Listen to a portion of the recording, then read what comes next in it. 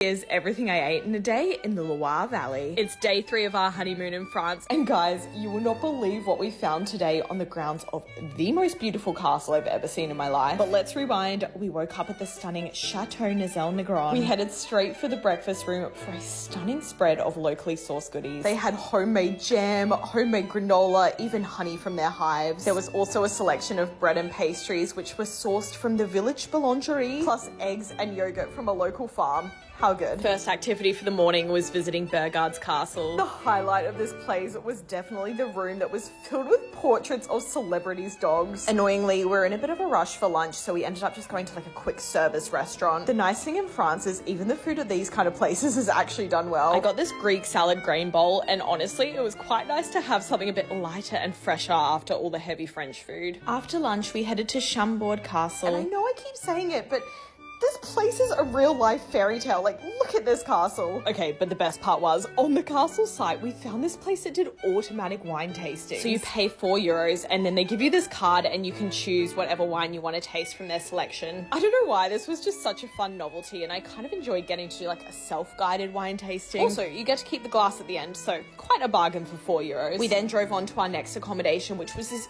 beautiful hotel set on a huge property in the middle of the countryside. This is yet another chateau that's been converted into accommodation. Everywhere we stayed so far has been so unique and had so much character. For dinner, we headed into Blois to this tiny restaurant that was just packed out with locals. The staff here was so lovely. They brought us out some tapenade and some gazpacho to begin the meal. To drink, I got a Cœur Royal, and champagne and cassis is such an elite combo. For my starter, I ended up getting another gazpacho. This one was made with melon, lime, and goat's cheese, which was such an interesting combination. It was refreshing and rather sweet, almost felt like dessert. For my main, I got the rack of pork, which was topped with this super hearty and flavorful lard gravy. The meat had been really nicely cooked, as had all the vegetables that went alongside. For dessert, I got this delectable almond tart. It was topped with nice fresh berries and accompanied by this super creamy strawberry ice cream. I think this was the best dessert I've had on the trip so far. After dinner, we headed to the Chateau Royal de Blois. We were here to see the sound and light show, which was all in French, so we had no idea what was going on, but you know what? It was still really cool to watch. Okay, fast forward to the next morning, and the hotel breakfast was set in the most beautiful breakfast room I've ever seen. It was also such a good breakfast. I had a croissant filled with cured ham and cheese, this super creamy and zesty lemon yogurt, coffee,